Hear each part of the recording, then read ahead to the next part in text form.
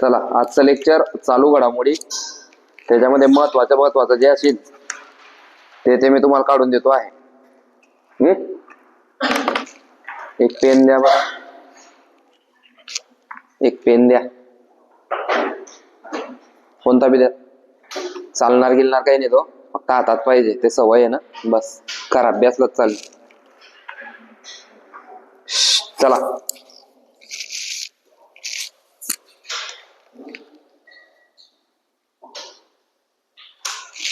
राष्ट्रसंत तुकडोजी महाराज विद्यापीठ कोठे आहे? राष्ट्रसंत तुकडोजी महाराज विद्यापीठ कोठे आहे?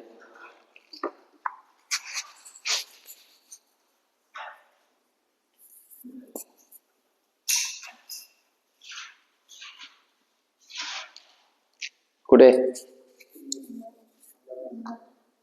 हा, इथे नागपूर म्हटलंय.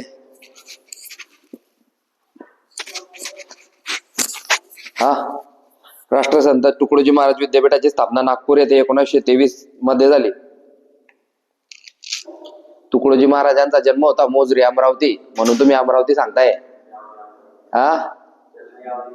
हा, यावली, मोजरी, अमरावती.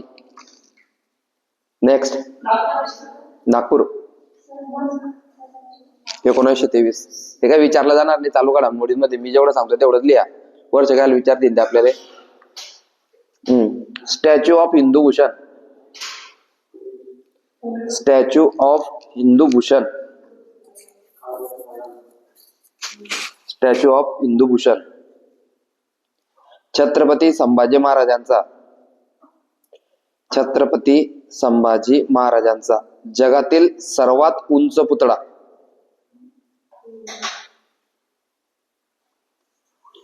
छत्रपती संभाजी महाराजांचा जगातील सर्वात उंच पुतळा.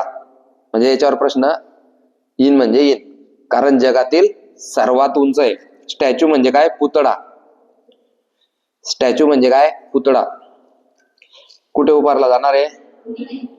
पिंपरी चिंचवड, पुणे. त्या ठिकाणाचं नाव आहे बोराडेवाडी. बोराडेवाडी, बोराडेवाडी. पुणे तर माहिती आहे आपल्याला, पण ते सगळ्यांना माहिती आहे. पुण्यातलं कोणतं ठिकाण? पिंपरी चिंचवड. तर पिंपरी चिंचवड मध्ये कुठे? बोराडेवाडी.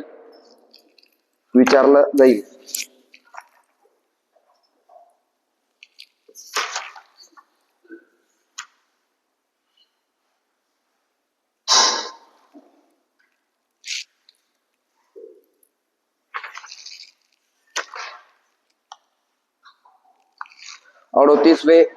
महाराष्ट्र 38वे महाराष्ट्र पक्षी मित्र संमेलन 2025.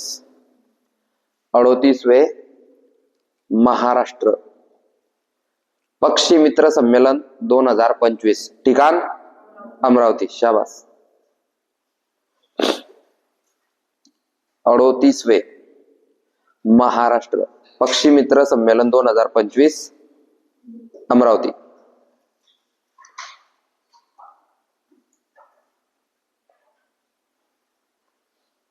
नेक्स्ट, पहिले अंडरलाइन, पहिले आरोग्य साहित्य संमेलन, आरोग्य साहित्य संमेलन 2025. पहिले आरोग्य साहित्य संमेलन 2025. पहिले आरोग्य साहित्य संमेलन 2025. वाचलंय? पहिलं आहे म्हणजे प्रश्न येईल. साहित्य संमेलन आपण दोनच ऐकले, एक मराठी नाट्य संमेलन आणि दुसरं साहित्य संमेलन. आता हे नवीन चालू झालंय. पहिले आरोग्य साहित्य संमेलन. ठिकाण पुणे. ठिकाण पुणे. अध्यक्ष डॉक्टर संजय ओक. ठिकाण कुठे? पुणे. आणि अध्यक्ष आहे डॉक्टर संजय ओक.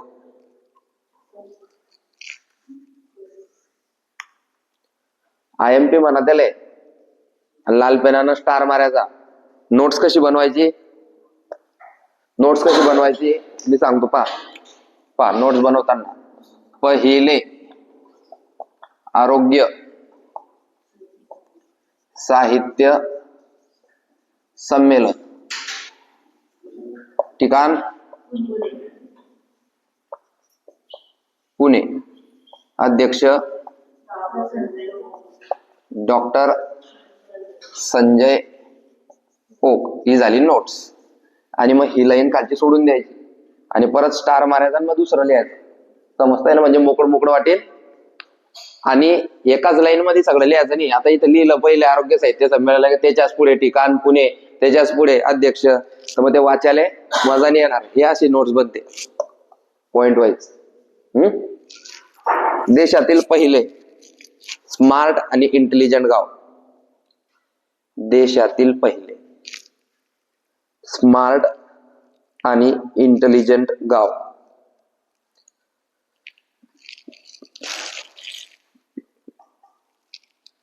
गावाचे नाव खाली. त्या गावाचं नाव आहे सातनवरी, नागपूर. सातनवरी कंसात नागपूर. देशातील पहिले स्मार्ट आणि इंटेलिजन्स गाव. स्मार्ट म्हणजे काय? स्वच्छता वगैरे, ज्यामध्ये सगळा स्मार्टपणा आहे, सगळ्या सोयी सुविधा कम्प्युटर वाईज दिल्या जातात. त्याच्यानंतर इंटेलिजंट. इंटेलिजंट म्हणजे काय? सगळ्या सोयी सुविधा त्या गावात आहेत. जसं आता इंटेलिजंट शाळा म्हटलं जातं की त्या शाळांमध्ये कम्प्युटर वगैरे असतात, हे की नाही. पोरांना खेळण्यासाठी चांगल्या सोयी सुविधा असतात, गार्डन, त्याच्यानंतर म्हणजे बाथरूम वगैरे सगळं योग्य प्रकारे. इंटेलिजंट आणि स्मार्ट. स्मार्ट आपण कशाला म्हणतो की जो व्यक्ती चांगला दिसतो त्याला स्मार्ट म्हणतो आपण. तसं गाव पण स्मार्ट. म्हणजे स्मार्ट गाव कसं दिसेल मग? स्वच्छ, त्याच्यात रस्ते राहतील, खंब्यांवर लाईट राहतील, रात्री बेरात्री दवाखान्याची गरज असेल तर दवाखाना गावात असेल. म्हणजे ज्याही सोयी सुविधा पाहिजे असतील रात्री बेरात्री कोणत्याही गोष्टी त्या गावातच अवेलेबल राहतील, अशा गावाला म्हणतात स्मार्ट आणि इंटेलिजंट गाव. कोणतं गाव आहे मग ते? सातनवरी. किंवा असं बी कोणत्या जिल्ह्यात आहे. आणि पहिलं आहे म्हणून प्रश्न येण्याचे चान्सेस वाढून जातात. दे पुढचं. भारतातील पहिली AI अंगणवाडी. हे तर 2000% येणारा प्रश्न आहे. भारतातील पहिली AI अंगणवाडी. आर्टिफिशियल. भारतातील पहिली AI अंगणवाडी. इनका नाही प्रश्न, कारण पूर्ण जगात आता AI वर चालतंय. मग भारतातली पहिली अंगणवाडी कोणती आहे? वडधामना. गावाचं नाव आहे वडधामना आणि जिल्हा नागपूर. सगळं नागपूरच होतंय. कशामुळे?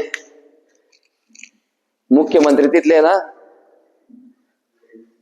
देवेंद्र फडणवीस. कुठले? मग तिकडेच होतंय ना, मग होईनच ना.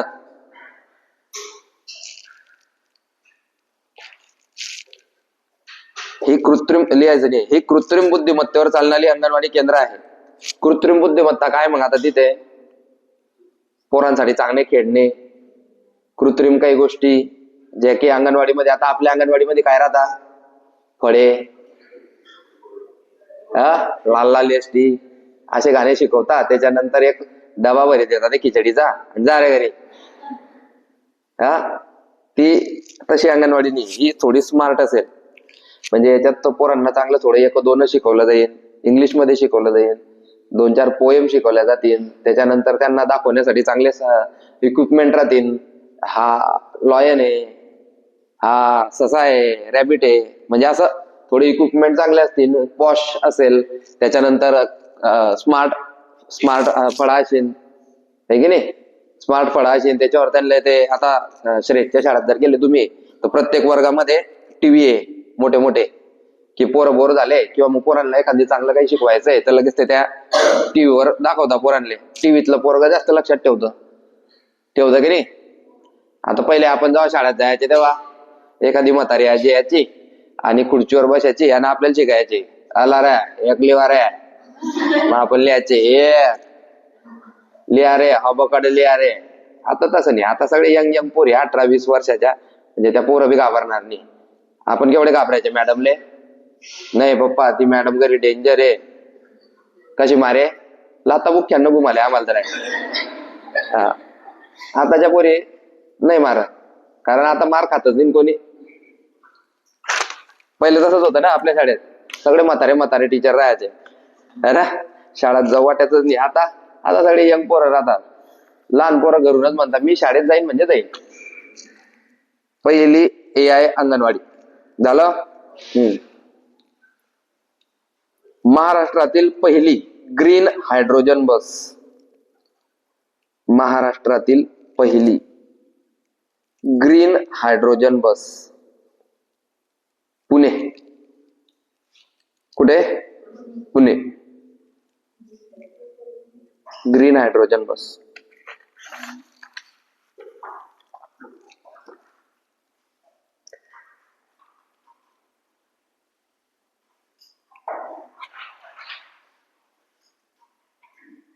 औरंगाबादचं नवीन नाव बदलून छत्रपती संभाजीनगर झालं, सगळ्यांना माहिती आहे, काही लिहायची गरज नाही. महाराष्ट्राचे राज्यपाल लिहून घ्या. महाराष्ट्राचे राज्यपाल आचार्य देवव्रत.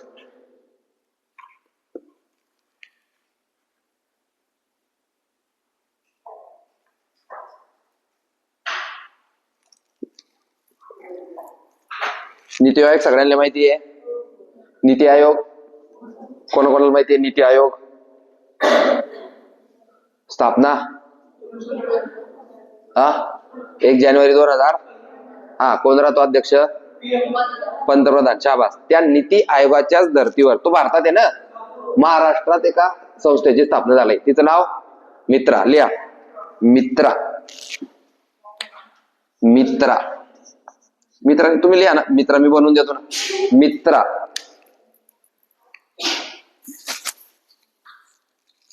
ही संस्था नीती आयोगाच्या धर्तीवर, हे वाक्य असं वापरलं जातं म्हणजे त्याच्यासारखं है ना. नीती आयोगाच्या धर्तीवर. धर्तीवर म्हणजे काय? म्हणजे त्याच्या ज्या पद्धती त्याच पद्धती मित्रा ही संस्था वापरेल. नीती आयोगाच्या धर्तीवर मित्रा आयोगाची स्थापना. मित्रा आयोगाची स्थापना.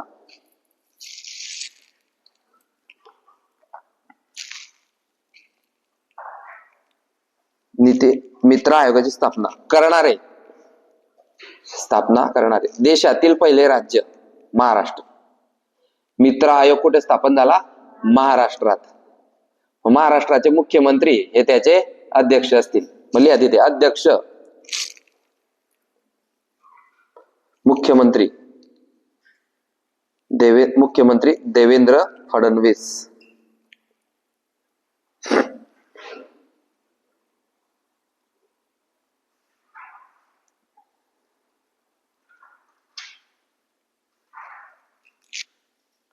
आता परीक्षाला आहे ना, भरपूर काही जिल्ह्यांचे नाव बदलले, भरपूर काही विमानतळांचे नाव बदललेले, तर ते आपले पाठ पाहिजे. जसं आता आपला संभाजीनगरचं पाठ आहे. पहिले काय होतं? औरंगाबाद. अहमदनगरचं काय झालं? अहिल्यानगर. उस्मानाबादचं काय झालं? धाराशिव. तसंच काही एअरपोर्टचे नाव सुद्धा बदललेले आहे. मग आता सध्या महत्वाच्या सिट्या आपल्याकडे 3-4च आहेत. एक मुंबई आहे, पुणे आहे, नाशिक आहे, नागपूर आहे आणि संभाजीनगर आहे. या 5च सिट्या आपल्याला जरा चांगल्या असतात. बरोबर आहे की? चांगल्या म्हणजे कसं की फेमस सिट आहे, एकदम जास्त लोकसंख्या पण आहे आणि तिथे जास्त रोजगार पण आहे. मुंबई म्हटलं की सगळ्यांना काय वाटतं? एकदम भारी आहे आणि खरंच भारी आहे. त्याच्यानंतर 2 नंबर येतो पुण्याचा. जर कुठे कामा वगैरे जायचं असलं तर मुंबई पुणे असं कोणताच व्यक्ती नाही या जगात म्हणतो मी, आपल्या कुसुंब्यात म्हणा किंवा आपल्या आजूबाजूला म्हणा, ज्याला मुंबई न पुणे माहित नाही बा. माहिती आहे की नाही? त्याच्यानंतर औरंगाबाद सगळ्यांना माहिती आहे, संभाजीनगर माहिती आहे सगळ्यांना, माहिती आहे की नाही? पण जर तुम्ही म्हटलं की बीड, मग तो विचार करतो काय बीड काय आहे बा, म्हणजे फेमस सिटी नाहीये. फेमस सिटी कोणती आहे? मुंबई, पुणे, नागपूर, संभाजीनगर आणि नाशिक. अहमदनगर वगैरे बी लोकांना आठवत नाही. काय अहमदनगर असं विचारतात ते, म्हणजे जिथे काही गोष्टी असतात त्याच गोष्टी लोक लक्षात ठेवतात. तर मग ह्या 5 सिट्यांमध्ये जर काही घटना झाल्या, या 5 सिट्यांवरच तुम्हाला जास्त प्रश्न विचारले जातात. आता बा, जायकवाडी धरणचा प्रश्न आला. जायकवाडी धरणाचं नाव काय आहे? नाथसागर.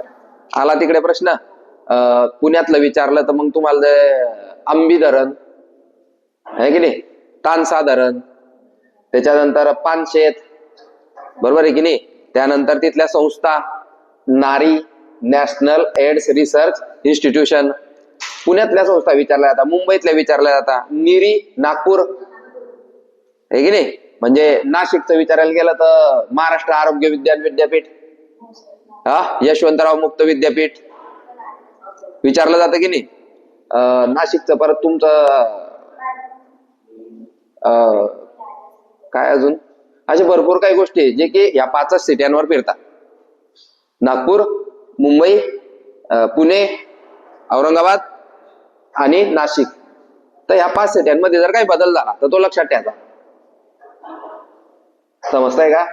जळगाव बी कोणी लक्षात ठेवत नाही. जळगाव कधी प्रश्न विचारला? काहीच नाही. एकच प्रश्न येतो, जळगावचे काय प्रसिद्ध आहे? केळे. बस, दुसरं काय मग काहीच नाही.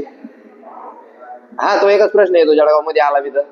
तुम्ही अदर जिल्ह्यामध्ये, आता तुम्ही समजा मुंबई नायगावचा पेपर देताय, जळगाव प्रश्न आला, असं कधी झालं? तुम्ही जळगावला पेपर देताय, तुम्हाला मुंबईवर प्रश्न येतो. तुम्ही जळगावला पेपर देताय, तुम्हाला पुण्यावर प्रश्न येतो. तुम्ही जळगावला पेपर देताय, तुम्हाला नाशिकवर प्रश्न येतो. तुम्ही जळगावला पेपर देताय, तुम्हाला जायकवाडीवर प्रश्न येतो. बरोबर आहे की नाही? तर हे एक आहे लोहगाव. लोहगाव कुठे आहे? लोहगाव माहित नाही? पुण्यात आहे. लोहगाव पुणे, अंडरलाईन. लोहगाव पुणे हे आंतरराष्ट्रीय विमानतळ आहे. हे आंतरराष्ट्रीय विमानतळ आहे. आंतरराष्ट्रीय समजतं ना, जिथून फ्लाइट्स दुसऱ्या देशात जातात. फ्लाइट्स म्हणजे विमान आपल्या जळगावच्या एअरपोर्टहून जाता का दुसऱ्या देशात? नाही. राज्यातल्या ज्या राज्यात पुरवताय फक्त सेवा. हे जे लोहगाव आहे पुणे, पुण्याहून फ्लाइट्स दुसऱ्या देशात बी जातात. एक्झाम्पलला आपण घेऊ शकतो अमेरिका, सौदी अरेबिया, त्याच्यानंतर रशिया, अशा वेगवेगळ्या ठिकाणी जिथे आता मला काय माहित नाही, मी जायला नाही. आंतरराष्ट्रीय म्हणजे जिथे आपल्या काही कामं असतील, आपल्या देशातले नागरिक जिथे जात असतील. आपल्या देशातले नागरिक प्रत्येक देशांमध्ये, इराणमध्ये सुद्धा शिकण्यासाठी गेले, अमेरिकेमध्ये आपले विद्यार्थी शिकण्यासाठी गेले, इंग्लंडमध्ये आपले विद्यार्थी शिकण्यासाठी गेले. जगातली सर्वात मोठी आणि 1 नंबरची युनिव्हर्सिटी कोणती आहे? Oxford university. ऑक्सफर्ड कुठे आहे? इंग्लंड. बरोबर आहे की नाही? तर तिथे लोक शिकण्यासाठी जातात. जसं आपण एखादी कॉलेज निवडताना काय विचार करतो? जळगावातलं नंबर 1 कॉलेज कोणतं आहे? MJ college. चालला MJ कॉलेज. तसं मग जगातलं नंबर 1 कॉलेज कोणतं? Oxford university. तिथून जर तुम्ही शिक्षण घेतलं तर मग तुम्हाला कुठेही आणि कशाही पद्धतीची नोकरी भेटून जाते. म्हणजे तुमचं आयुष्य बदलून जातं. पण तिथे शिकण्यासाठी विचार करा खर्च किती येत असेल. बिलियनच्या घरात खर्च येतो. म्हणजे चांगल्या मोठ्या मोठ्या घरचेच लोक तिथे शिकतात. तर लोहगाव पुणे हे आंतरराष्ट्रीय विमानतळ आहे. त्या विमानतळाचं नामकरण झालंय. सांगू शकतो कोणी? पुण्याचं कोण फेमस आहे? आणि नेमके विमानतळाला नाव देताना अशा व्यक्तीचं नाव देतात जो काहीतरी बुवा त्यानं देशासाठी काहीतरी केलेलं आहे. मग एक तर तो एक स्वातंत्र्य सैनिक असेल, दुसरं तो एखादी समाज सुधारक म्हणजे संत असेल. घ्या मग, जगद्गुरु संत तुकाराम महाराज आंतरराष्ट्रीय विमानतळ असं त्यांचं नाव झालेलं आहे. जगद्गुरु संत तुकाराम महाराज. आता तुकाराम महाराजांचं जे जन्मस्थळ आहे कोणतं? देहू. ते पण तिथंच आहे. जगद्गुरु संत तुकाराम महाराज आंतरराष्ट्रीय विमानतळ असं त्यांचं नाव झालेलं आहे. तुम्ही जर विमानतळावर गेले तर तुम्हाला आता ते नाव दिसेल. जसं आपण आता नागपूरच्या एखाद्या म्हणजे एकच आहे रेल्वे स्टेशनवर जर गेले तर त्या रेल्वे स्टेशनचं नाव काय आहे? डॉक्टर बाबासाहेब आंबेडकर रेल्वे स्टेशनचं नाव आहे. तसं विमानतळाचं बी नाव आहे. आपल्या विमानतळाचं नाव काय आहे?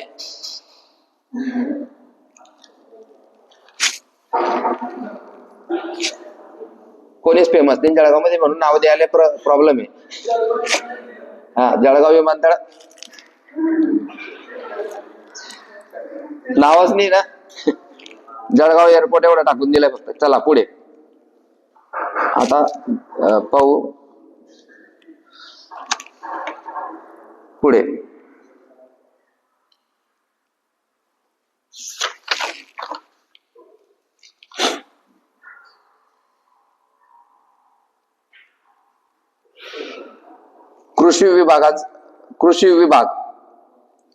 कृषी विभाग कंसात शेतकऱ्यांसाठी मोबाईल ऍप, मोबाईल ऍप, शेतकऱ्यांसाठी मोबाईल ऍप महाराष्ट्र सरकारने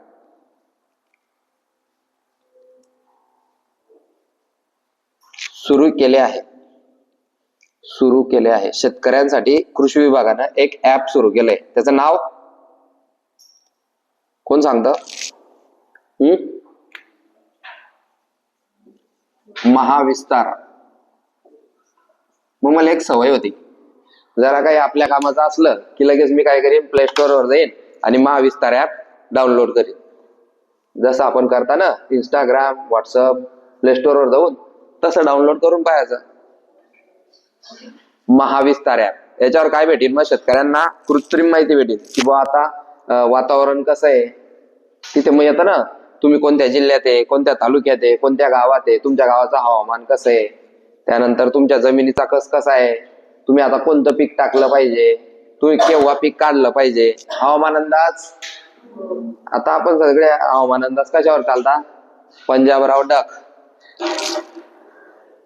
पाणी पडणार आहे, सगळ्यांनी कपाशी काढून घेणे, ओली झाल्यास सरकार जबाबदार राहणार नाही. हा मग ते सांगून देता अगोदरच, या येत्या 3 दिवसात पावसाची शक्यता आहे, गहू काढून घेणे नाही तर लाल होऊन जाईल. आता काय थंडीचे दिवस आहे, काय टाकलंय सगळ्या शेतकऱ्यांनी आता? गहू, अजून हरभरा, याला म्हणता रब्बी पिकं. काय म्हणता याले? मग आता गहू आणि हरभरा. आता जर समजा एखादी पावसानं पाऊस टाकला, आता 2 महिन्यात गहू येईनच आणि पावसाची याची सुरुवात बी एखादी फटका येतच. जर अशा परिस्थितीमध्ये गहूवर जर पाणी पडला तर काय होतं? गहू लाल. मग गहू लाल झाला की लोक काय म्हणता? पाणी लागलेला गहू आहे. पाणी लागलेला गहू कुठे येईल मग? अकॅडमीत.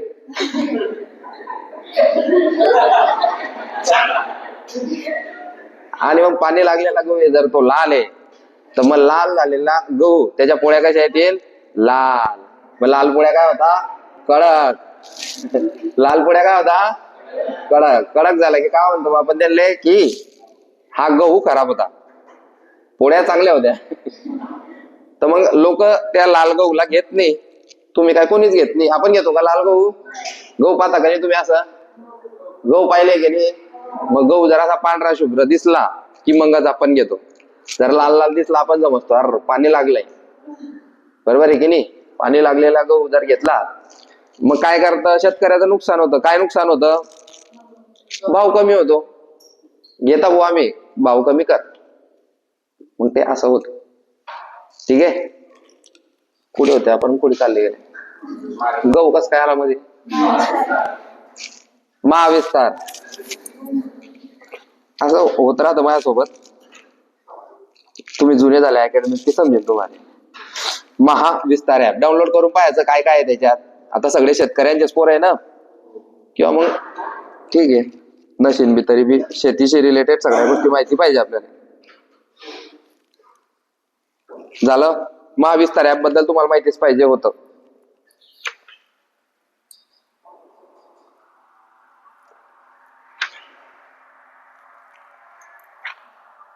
देशातील पहिले अत्यंत गरिबी मुक्त राज्य. देशातील पहिले अत्यंत गरिबी मुक्त राज्य.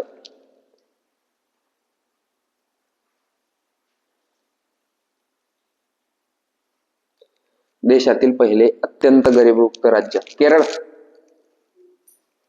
गरिबी मुक्त केली त्या राज्याने केरळ. तिथे शिपाई का असे ना, तो इंग्लिश मध्ये बोलतो. सगळ्यात जास्त साक्षर राज्य तेच आहे केरळ. केरळ म्हणजे भारतातलं सगळ्यात खतरनाक आणि सुशिक्षित राज्य आहे. तिथले जे आमदार खासदार आहे, आपले आमदार खासदार जे ते सगळे कसे आहे? कोणी 10वी नापास, कोणी 8वी नापास, कोणी तर शाळात बी गेले नाहीये. महाराष्ट्रामध्ये शाळात बी गेले नाही, तो आमदार आहे, खासदार आहे. तिकडे सगळे आमदार खासदार सगळे शिकलेले आहेत. मग जे शिकलेले लोक आहे मग ते तर प्रगती होईलच ना. म्हणून केरळ हे देशातील पहिले अत्यंत गरिबी मुक्त राज्य आहे. काही बी पहिलं जर झालं तर केरळच होतं. हे बघ, पहिलं डिजिटल साक्षर राज्य बी तेच होतं. भारतातील पहिले संपूर्ण साक्षर राज्य. चेंज झालं.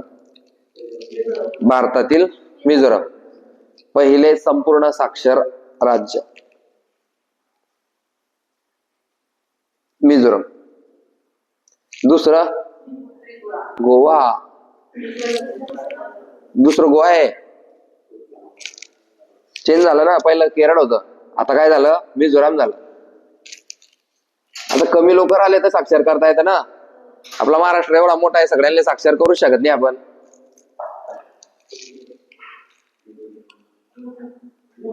गोवा. तिसरं त्रिपुरा. म्हणजे पहा, तुमनं जुनं वाचून ठेवलेलं होतं. भारत जगातील चौथी मोठी अर्थव्यवस्था आहे. भारत जगातील चौथी मोठी अर्थव्यवस्था आहे. 4 नंबर लिहा आपण. लिहा मग 1 नंबर एका लाईन मध्येच लिहा. अमेरिका. पहिले एक अमेरिका आहे. जपान कस काय जाईल भाऊ अमेरिकाच्या पुढे? सगळे लोक कोणाला घाबरता? अमेरिका. 1 नंबर अमेरिका आहे, म्हणून ट्रम्प जे सांगतो तेच होतं. 2 नंबर जपान. जपानने 2 नंबर चीन. 2 नंबर चीन. 3 नंबर जर्मनी. 4 नंबर भारत. मग 5 नंबर जपान. जपान एवढंच आहे रे टेक्नॉलॉजी मध्ये. ते 1 नंबर. 1 number America. 2 नंबर चीन. जर्मनी. भारत 4 नंबर वर आणि 5 नंबर जपान.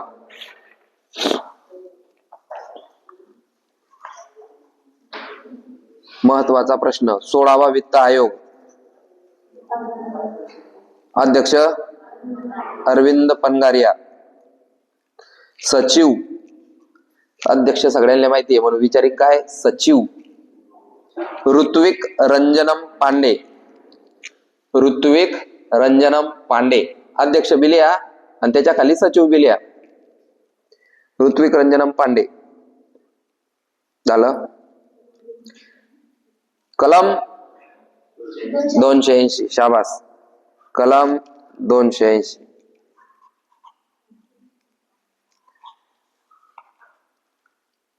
हा वित्त आयोग जो होता हा भारताचा होता.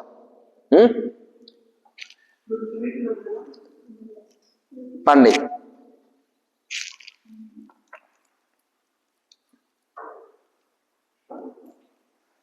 नेक्स्ट. हा कामाचा प्रश्न. 8वा वेतन आयोग. 8वा वेतन आयोग. अध्यक्ष रंजना प्रकाश देसाई. सर्वोच्च न्यायालयाच्या माजी न्यायाधीश.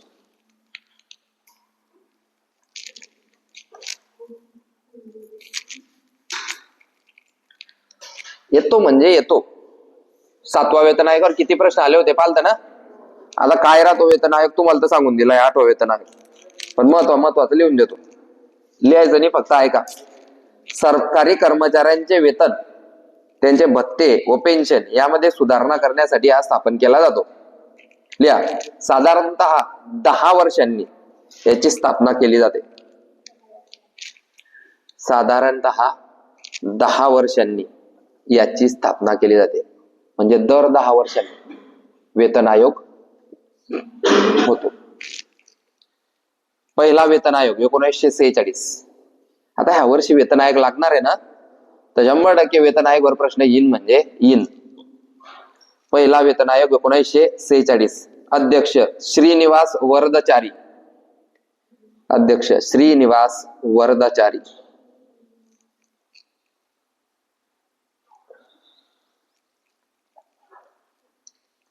7वा वेतन आयोग 2014 मध्ये लागला होता भाऊ. किती मध्ये? 2014 मध्ये. म्हणजे हा 2024 मध्ये लागला पाहिजे होता. आता 25 संपलं. 1 जानेवारी 2026 पासून हा 8वा वेतन आयोग केंद्र सरकारला लागेल, मग राज्य सरकारला. चला नेक्स्ट.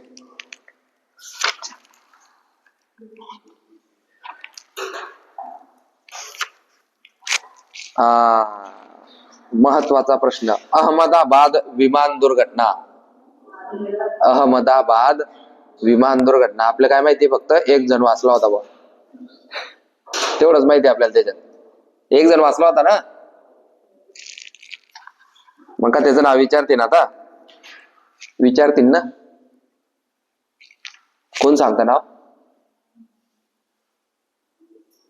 मी लक्षात ठेवलं होतं, विश्वास. त्याचं नाव होतं विश्वास कुमार. त्याला स्वतःवर विश्वास होता, मी वाचीन. विश्वास कुमार रमेश असं नाव त्याचं. विश्वास कुमार रमेश हा एकटा वाचला होता. केवढा नशीबवान माणूस असेल, बाकीच्यांच्या हाड्या बी सापडल्या नाही होत्या, आणि हा एवढ्या मोठ्या दुर्घटनामधून वाची गेला आणि जगतो बी. 2 भाऊ होते ते.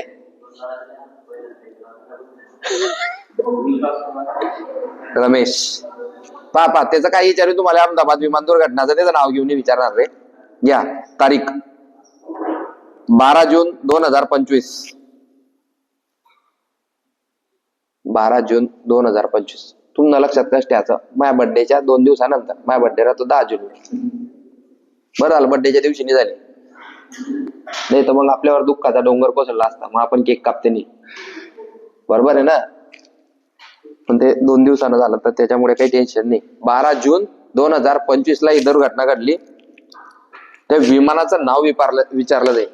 विमान, हा, बोईंग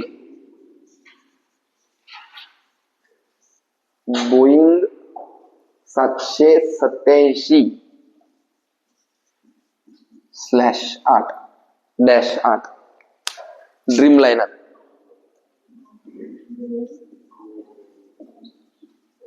बोईंग बोईंग करू नको, आडी वाची घे. Dream liner, Boeing 787-8 dream liner. मला माहिती आहे ना, म्हणून मी लिहित देतो पहिले. आणि हे नशीन ऑप्शन मध्ये इथं AI 171, म्हणजे हे एवढं नाव आहे त्या विमानाचं, बोईंग 787-8 ड्रीम लाइनर AI 171.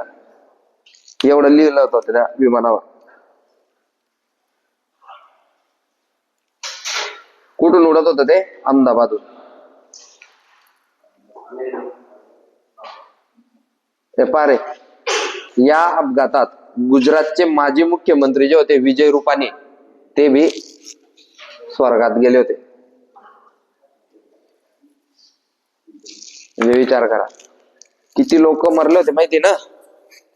241 प्रवासी आणि 24 स्टाफ. ते काही लिहू नका, मरेल लोक काय लिहित आहे, त्यांचे नाव पाठ करशाल तुम्ही. कोण कोण मरलं त्यांचे नाव पाठ करा, कोणत्या गावाचे किती होते. 265 लोक वारले होते, एवढं लक्षात ठेवा. एक वाचला होता, विश्वास कुमार रमेश. एवढा विश्वास आहे त्याच्यात आपला. शिक्यासारखा आहे ना याच्यात. आपला विश्वास डळमळू द्यायचा नाही.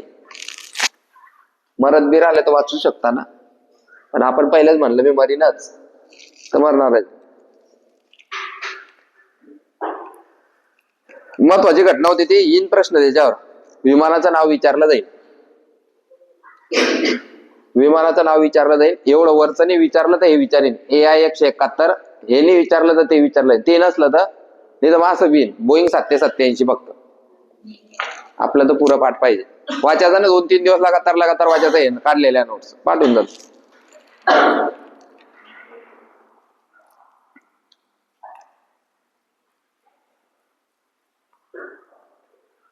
भारतातील पहिला समुद्रावरील काचेचा पूल. भारतातील पहिला समुद्रावरील काचेचा पूल. मी भारतातील म्हणतोय, तुम्ही महाराष्ट्रातील सांगताय. लिहा, कन्याकुमारी तामिळनाडू हा भारतातला आहे. भारतातील पहिला समुद्रावरील काचेचा पूल कन्याकुमारी तामिळनाडू. आणि खाली घ्या, महाराष्ट्रातील पहिला काचेचा पूल सिंधुदुर्ग नापाने धबधबा. महाराष्ट्रातील पहिला काचेचा पूल सिंधुदुर्ग नापणे धबधबा.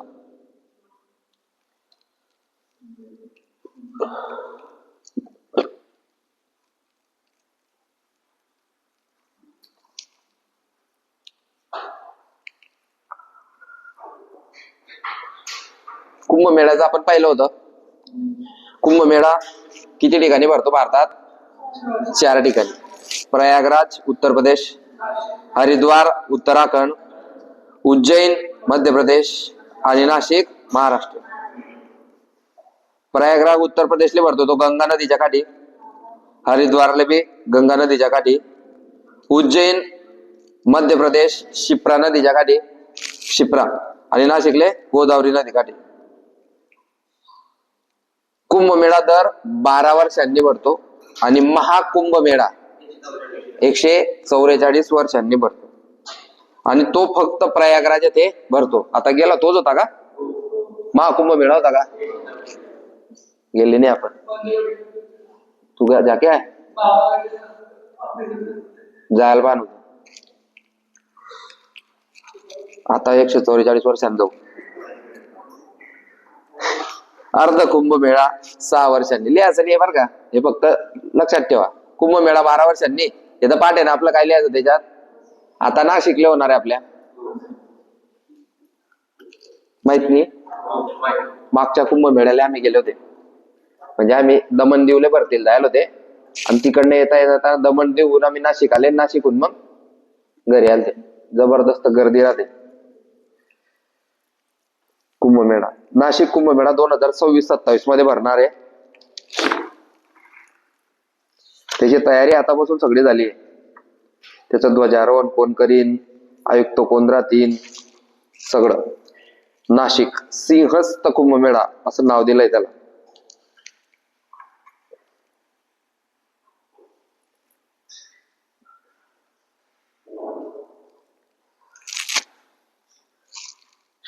वा प्रजासत्ताक दिन 2025 येतो प्रश्न याच्यावर. 76वा प्रजासत्ताक दिन 2025 कितवा होता प्रजासत्ताक दिन? प्रजासत्ताक दिन केव्हा राहतो? प्रमुख पाहुणे प्रबावो सुबियांतो. प्रबावो सुबियांतो इंडोनेशियाचे अध्यक्ष.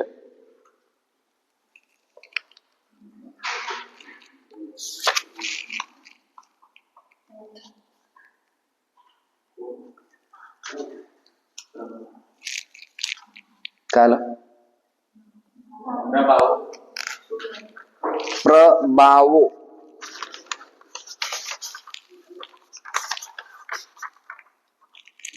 सुबियांतो. Prabowo Subianto. सुबियांतो.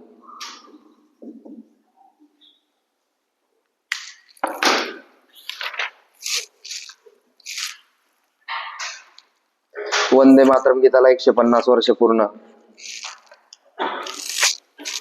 भारतातील पहिला बालविवाह मुक्त जिल्हा.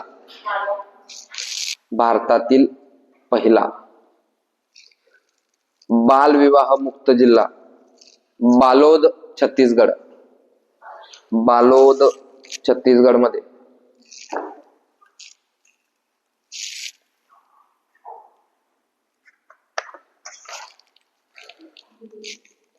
बालोद छत्तीसगड हे बाहेर लिहित. बालोद.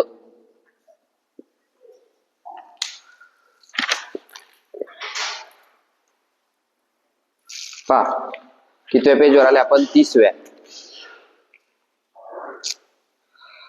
असं वाचन करावं लागतं. तुम्ही हे पुस्तक जर महिनाभर बस थोडी चालेल. आपल्याला समजलं पाहिजे काय वाचायचंय. प्रश्नपत्रिका सोडवतो ना आपण, की आपल्याला समजतं अरे चालू घडामोडीचे असे प्रश्न येतात. आता मी थोडी एवढं पूर्ण जर वाचायला गेलं तर 1 तासात 10 पानं वाचता. आपण 30 पर्यंत पोहोचले. अजून 15 मिनिटं बाकी आहे, 50 होऊन जातील. टोटल पुस्तक किती पानांचं आहे? 200. 4 दिवसात खतम. लगेच परत येच 4 दिवसात, परत येच 4 दिवसात, परत येच 3-4 वेळा रिपीट मारलं झालं चालू घडामोडी. अशी टेक्निक आहे चालू घडामोडीची. चला तुम्ही जर सगळंच पाठ करशाल तसं नाही चालणार. आता पहा इथे या लाईनवर 10-15 प्रश्न दिलेले या पानावर. पहिला प्रश्न पहा काय? भारतातील पहिले योग धोरण जाहीर करणारे राज्य. कशाला पाठ करायचं आहे? योग धोरण काही गरज नाही. योग दिवस माहिती पाहिजे. कोणता योग दिवस? मग कितवा होता? चालू केव्हा झाला? असं आहे. म्हणजे जे कामाचं आहे ते आपलं माहित नाही तरी काम पाठ करणार आपण योग धोरण जाहीर करणारे राज्य. आता इथं विचारलाय दुसरं पाय, भारतातील पहिले जंगल सफारी करणारी ट्रेन कोणती? काय करायचे जंगल सफारी करणारी ट्रेन लक्षात ठेवायचं. असा प्रश्न येईन का? अशा प्रश्नाचा विचारला जातो जो आपल्याला पुढच्या आयुष्यात बी कामात येईल आणि पुढे म्हणजे आपल्याला त्याची जानकारी पाहिजे ना. आता महाविस्तार बद्दल आपल्याला माहिती पाहिजे की नाही? का बरं? कारण सगळे शेतकरी आहेत. आपल्याकडून ते ज्ञान दुसऱ्याकडे वाटलं गेलं पाहिजे म्हणून. आता आपण वाचलं तर 10 लोकांना माहिती पडलं, बरोबर आहे की नाही? आता जंगल सफार करणारे ट्रेन मीनं पाठबी घरी घेतली तर ते कोणाच्या कामात येणार आहे? आपण थोडी जंगल सफारीवर जाणार आहे.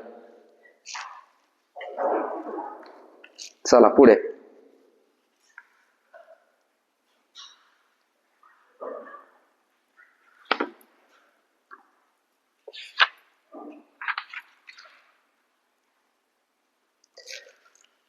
दारिद्र्यमुक्त राज्य लिहिलं आपण केरळ.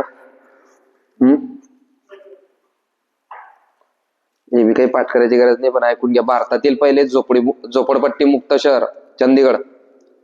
झोपडपट्टी मुक्त, झोपडपट्टी माहिती आहे ना, पण ते काही लिहायची गरज नाहीये.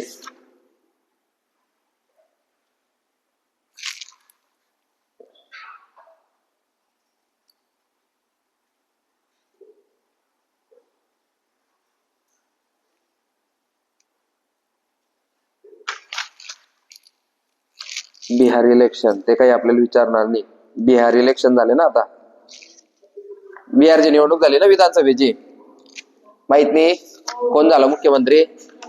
हा, मोठा पक्ष कोणता ठरला? भाजप.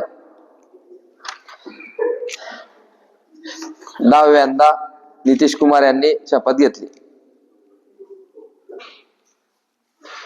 राष्ट्रीय आणीबाणी कलम 352, राष्ट्रपती राजवट 356 आणि आर्थिक आणीबाणी 360.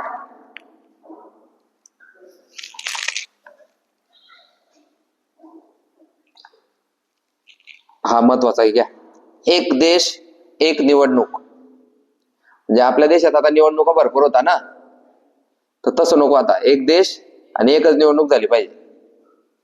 जशी पंतप्रधान पदाची एकच निवडणूक होते ना, तशी म्हणजे घडी घडी विधानसभेची निवडणूक घ्या, जिल्हा परिषदची घ्या, पंचायत समितीची घ्या, मग गावांची घ्या, अशी एवढ्या निवडणुका घ्यायची गरज नाही. एका देशामध्ये एकच निवडणूक झाली पाहिजे. मग नाही तर काय होतं, आता पहा बिहारचं आणि दिल्लीचं इलेक्शन झालं, मग पुढच्या वर्षी परत 2 राज्यांचे, त्याच्या पुढच्या वर्षी परत 2-3 राज्यांचे. म्हणजे दरवर्षी निवडणुकांमुळे लॉस काय होतो? मग आचारसंहिता लागते. आता तुमच्यासाठी गुड न्यूज आहे की आचारसंहिता लागते जिल्हा परिषदच्या निवडणुकांसाठी. तर मग 20 तारखेला जे ग्राउंड त्यांनी सांगितलं होतं ते पुढे जाण्याची शक्यता आहे, कारण आचारसंहितामध्ये या गोष्टी करता येत नाही. जाण्याची शक्यता आहे. गेलाय का? सरनं सांगलं जाईल म्हणजे जाईल, तसं नाही, जाण्याची शक्यता आहे. मग एखादी महिना पुढे चालला जाईल, पण होईल तर ना, नाही बी जाणार. शक्यता आहे. शक्यता म्हणजे काय? होईन बी, नाही बी. आता 4 तारखेला एक्झाम आहे MPSC ची, ती बी पुढे चालली जाईल, शक्यता आहे. तर असं मग दरवर्षीच काही ना काही निवडणुका राहतात. आपण ऐकता का नाही पोलीस भरती या टायमाला? निवडणूक आहे, पोलीस भरती पुढे गेली, निवडणूक आहे, पोलीस, दरवर्षीच निवडणुका. मग हे कशामुळे होतं? 35 राज्य आहे, 36 राज्य आहे, 35 ना, 28 आहे, पण ते 9 म्हणजे 37 धरून घ्या, आहे की नाही? मग आता 37 मधले 37 जर एकाच वेळेस झाले, जसं पंतप्रधान पदाची निवडणूक होते ना, तसं जर एकाच वेळी झाले तर मग आपल्याला ना आचारसंहिताचं टेन्शन, ना घडी घडी निवडणुकांचं टेन्शन, आणि कर्मचाऱ्यांना जास्त टेन्शन राहतं त्या निवडणुकांचं. घडी घडी ड्युटी लागली जाते पुढे कर्मचाऱ्यांची. मग जर निवडणुका आहे तर मग निवडणुकांसाठी पोलीस लागतात. मग पोलीस जर निवडणुकीचा बंदोबस्त करतील तर पोलीस भरती कोण घेईल? कारण तुम्हाला माहिती आहे लोक केवढ्या खतरनाक आहे, बूथचा बूथ बिघे जाता मग ते पोलिस नसले तर, म्हणजे फ्रॉड वाढतो ना. मग पोलीस तर तिकडे काम करतील का इकडे? आणि एका निवडणुकीसाठी महिनाभर पहिले तयारी चालते. डेमो चालतो. त्याच्यामुळे आचारसंहितामुळे मग काही योजनांचे लाभ आपल्याला घेता येतात. आणि घरकुल योजना आहे, आता जे गोरगरीब लोक त्यांच्यासाठी घरकुल योजना राहते. त्याच्यानंतर रेशन कार्ड, त्याच्यानंतर मतदान कार्ड, कोणाचं काही योजना अडकलेली असते, कोणाचे कुठे पैसे अडकलेले असतात, लाडकी बहीणचे पैसे अटकाई घेतात आचारसंहितामध्ये. त्यांना विचारायला 2 महिने झाले पैसे दिले नाहीये, आचारसंहिता आहे आचारसंहिता आहे. आता चॉकलेट दिली आहे, मकर संक्रांतीच्या पहिले 3 महिन्याचे एकखट्टे पैसे टाकू म्हणे 4,500. ते खुश. मकर संक्रांत आहे 15 ना, 15 महानगरपालिकेची निवडणूक बी आहे.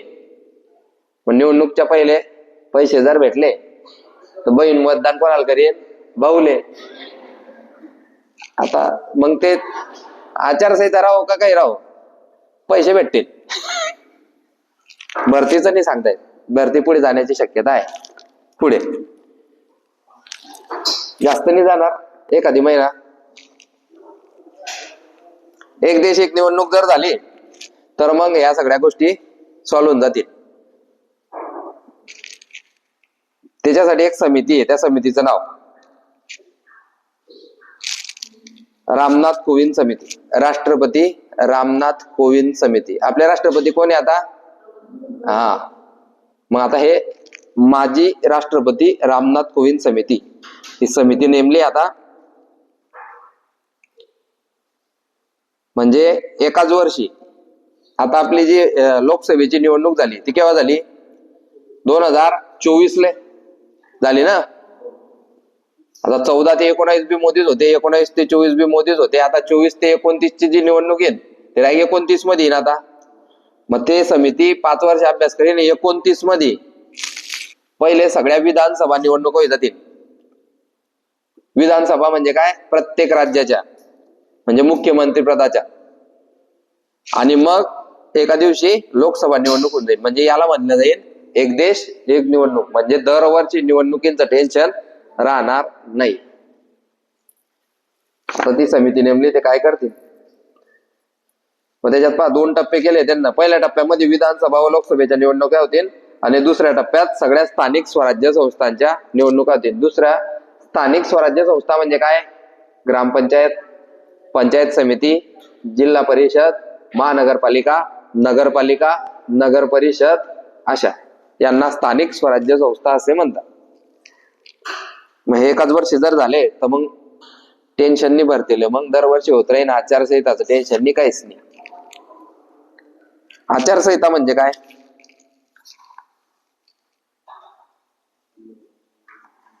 आचारसंहिता म्हणजे काय?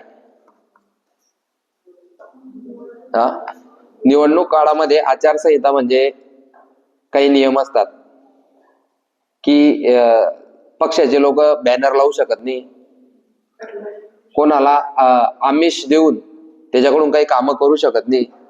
बरोबर आहे की नाही? जर तुम्हाला 5,000 रुपये दिले तर मग लगेच ते आमिष धरलं जाईल. जसं आता या विधानसभेच्या अगोदर काय झालं होतं, एक योजना आली होती मुख्यमंत्री लाडकी बहीण योजना. हे आमिष दिलं त्या बायांले, 2-2, 3-3 महिन्याचे एकखट्टे पैसे दिले. मग त्या बायांचं मन काय झालं? परिवर्तन झालं. मग हे मन परिवर्तन नको झालं पाहिजे, योग्य व्यक्तीलाच ते मतदान झालं पाहिजे, म्हणून ही आचारसंहिता असते. त्याच्यात दारू बंद कार्यकर्त्यांले, आहे की नाही? त्याच्यानंतर काही घटना व्हायला नको म्हणून त्याच्यासाठीची प्रक्रिया जी असते त्याला आचारसंहिता म्हणतात. जी निवडणुकीच्या किती तासाआधी लागते? 48 तास आधी, आणि निवडणुकीनंतर ती खतम होते, है ना. त्याला आचारसंहिता असं म्हणतात. मग त्या आचारसंहिता राहते नेमकी 2 दिवस, पण त्याची घोषणा भरपूर दिवस अगोदर होऊन जाते की आचारसंहिता आहे, आचारसंहिता आहे, आचारसंहिता आहे असं. चला पुढे. भारताची जनगणना 2026-27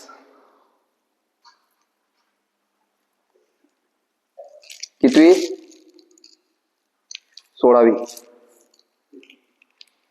16वी जनगणना. स्वातंत्र्यानंतरची 8वी. पाठ पाहिजे डायरेक्ट. मग याच्यात एक प्रश्न बनलाय, जात गणना करणारे देशातील पहिले राज्य. जात गणना करणारे देशातील पहिले राज्य म्हणजे जातीवाईज लोकसंख्या मोजली जाईल. जात गणना करणारे देशातील पहिले राज्य कोणतं आहे? बिहार. जनगणना 16वी, स्वातंत्र्यानंतरची 8वी. त्याच्याकरता आपले कान बी उघडे ठेवायचे. तुम्ही कानांवर केस टाके घेता, कस काय ऐकू येईल? एक तर कान कापी टाका, नाही तर केस कापी टाका. जात गणना करणारे देशातील पहिले राज्य कोणते? बिहार.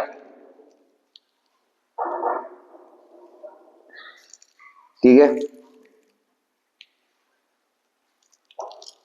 बिहारच्या निवडणूक मध्ये एक लिहायचं नाही इथे. बिहारच्या निवडणूक मध्ये एक आहे ना, इंस्टाग्रामची रील स्टार आहे, ती आमदार बनली. ती किती वर्षाची? फक्त 25. तिचं नाव काय? मैथिली ठाकूर. इंस्टाग्राम वाल्यांना माहिती राहतं सगळं. आपण नाही पाहतो इंस्टाग्राम, कोण पाहत?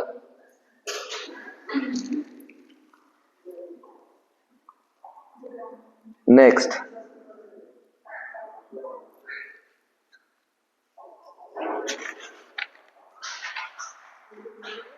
चलो ओके. आजचं लेक्चर इथे संपन्न. पान नंबर 41.